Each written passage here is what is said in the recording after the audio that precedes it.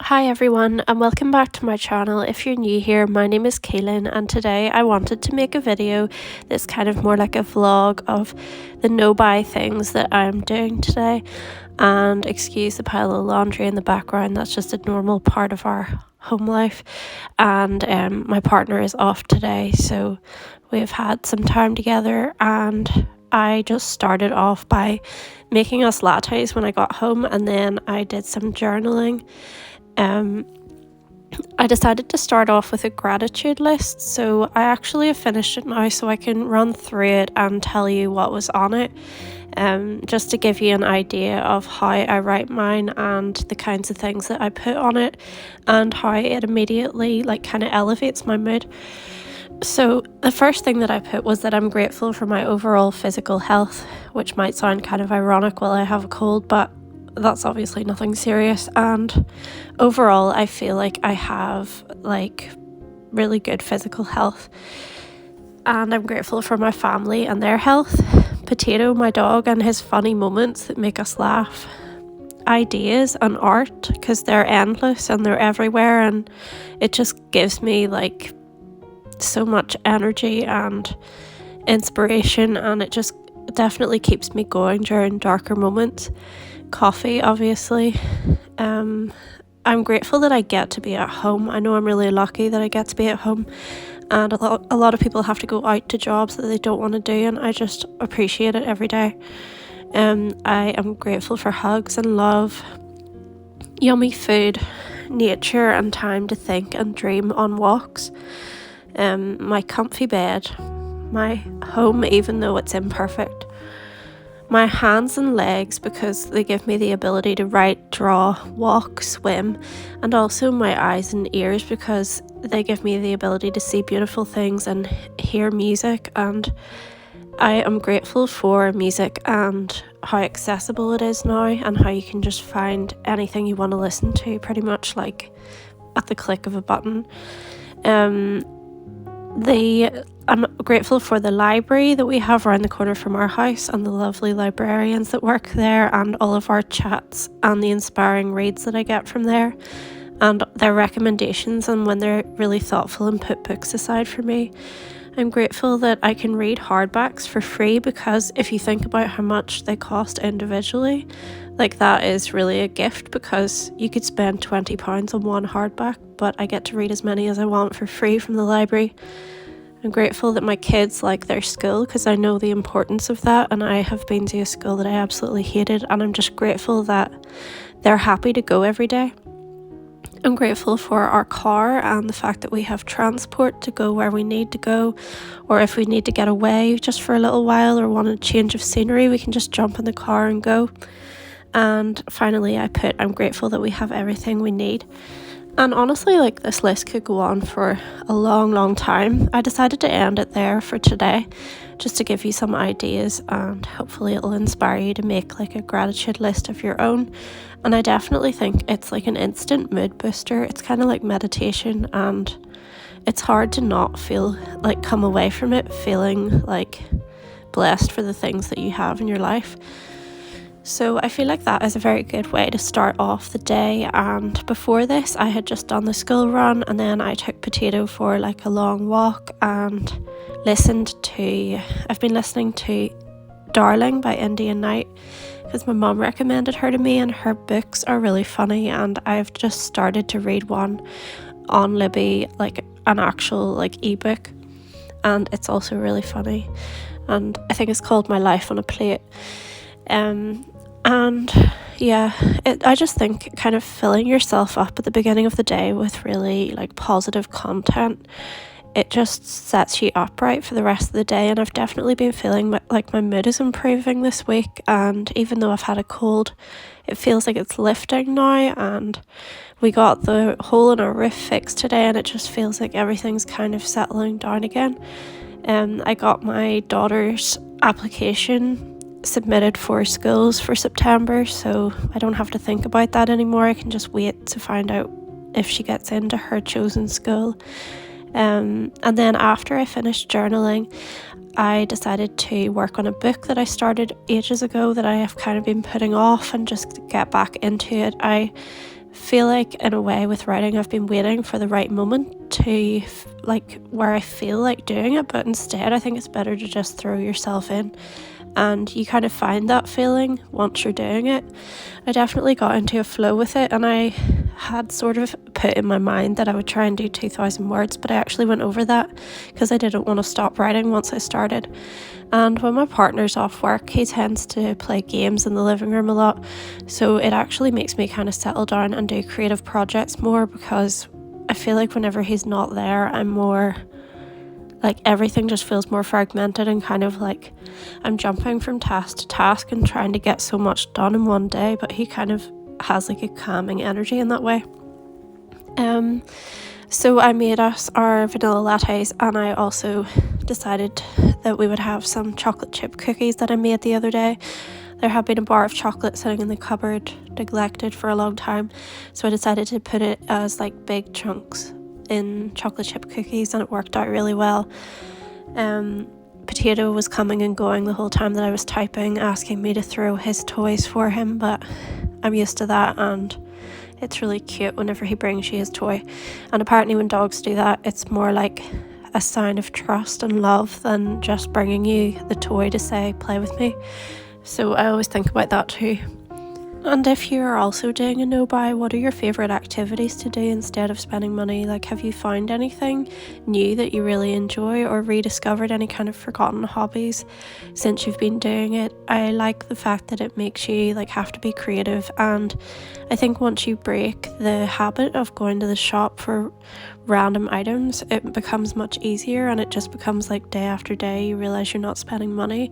And I have really started to see my savings like build up, which I normally never would notice in the space of 1 month. So it's good to see that it is actually making a difference, and I think that that motivates you to keep going. It can be difficult to get started sometimes because you can't see the effects of it, but when you start to see the effects of like changing your spending habits and building your savings, it really encourages you to keep going, and it makes it feel like it's worthwhile. And I just want to slow down and really be present and enjoy everything that I do in my life. And I decided as well that today I wanted to go on another walk with Potato and do the kind of bird spotting idea from my list yesterday, and try and get some photos of birds for my daughter, because she had like a big bird watch thing to do on Friday when they were off school, and we didn't spot any that day, so I was kind of hoping I'd get some pictures when we were out and about. But I took Potato for another walk, and I didn't see a single bird the whole time. I don't know where they're all hiding at the minute, but yeah, maybe it's just like when you're looking for something, it's harder to find it sometimes. But I also need to put out more bird food and actually get more seeds for the birds in the garden, because I love seeing them all coming in. And it's amazing like how many different kinds we get in our one garden. It just makes you realise like how many different varieties there are around that you don't even notice half the time. And tomorrow my partner is still off on Thursday, so it's nice to have a couple more days together, and I wouldn't mind kind of going into town and as like an intentional kind of coffee date, go to Daisy's, which is my favourite little hot chocolate shop in Belfast, and it was my mum that introduced me to it, but it's like a little basement cafe. It's really easy to miss it when you're just walking past, but it's a really like special little place, and the owner is very friendly, and I'm pretty sure I showed it in a vlog from ages ago where I took the girls. We went with my partner and we got hot chocolate, and then the guy that worked there let the girls go behind the shop to kind of pick out their own marshmallows, and it was just a really nice experience. And now and again my mum picks me up like chocolate from it that is so nice, and yeah, I just would like to go while he's off work. And I kind of feel like since we didn't get to do our holiday, like I'd like to do something kind of out of the ordinary and memorable together before he goes back to work, because I don't know when his next holidays will be. And like I know he'll be off in August, but I don't know if he's off before that or not. So yeah, and with his work it's quite hard to kind of plan days of things to do together, because we always know pretty last minute when his days off are, and he very rarely seems to get 2 days off in a row, and quite often he will be off on a day when the kids are in school. So yeah, as a family it's quite hard to plan to do things together. And yeah, I think that in a way, like, I've got over myself with the whole holiday cancellation thing, but at first I found it quite hard to accept because I felt like I had planned it in advance and been looking forward to it for so long, and it was like set aside for a weekend when I knew that like everybody was off, and that's really rare for us, so it felt like kind of a missed opportunity. But in the end of the day, like, it wasn't safe to go, and we're really fortunate because I know a lot of people in Northern Ireland are without power still. And the lady who owns the property that we were going to stay at messaged me today and said that they aren't getting their power back till like February sometime. So it's just crazy to imagine having to live without it for that long. And I don't really know how they're doing it, but hopefully she's kind of better prepared for it than I would be. And yeah, there has been quite a lot of kind of damage on a smaller scale around where our street, because people have told me about things like their trampoline blowing onto the greenway and stuff like that. So it was like the gusts of wind were really strong, but then it was kind of eerily still in between them. But I just like feel like for some reason, like this week, something's kind of reset in my mind, and I feel a lot more positive about things and excited about things and have lots of ideas and projects I want to work on. And it's just like I've kind of reminded myself that the projects are the thing that keep me moving forward, and I get lost in a project and forget about everything else. And I like that happens, because then I'm not even having to try to not spend money, because it's not even a thought. And I think if you can find something you're really passionate about and put all of your time and focus into that, it makes it much easier to not spend money, because it's just not even a consideration. Like, you're so distracted and kind of wrapped in what you're doing that it just doesn't even enter your mind. So yeah, I actually found it really peaceful sitting and typing, and the weekend was pretty like hectic, and there were lots of like moments with the girls where they were like fighting and, you know, like just like needing something every minute. So it was kind of nice to have a slower pace to the day. And if you're doing a no buy challenge as well, is there anything that you missed so far, or that you feel is like hardest for you to kind of get rid of? I actually don't feel like I do at all, because even though clothes are my weakness and I always seem to find new ones I want to buy, yeah, like I just haven't looked, so it's been fine. I decided to get us some chocolate chip cookies at this point. I always feel like hungry again whenever I come home after walking Potato. I don't know if it's just because it's quite a long walk, but yeah, I just at this point always feel like I need like an 11's kind of thing, and I probably should be having something healthier than a cookie, but it's kind of hard to resist, especially when you're having coffee. They just pair really well together.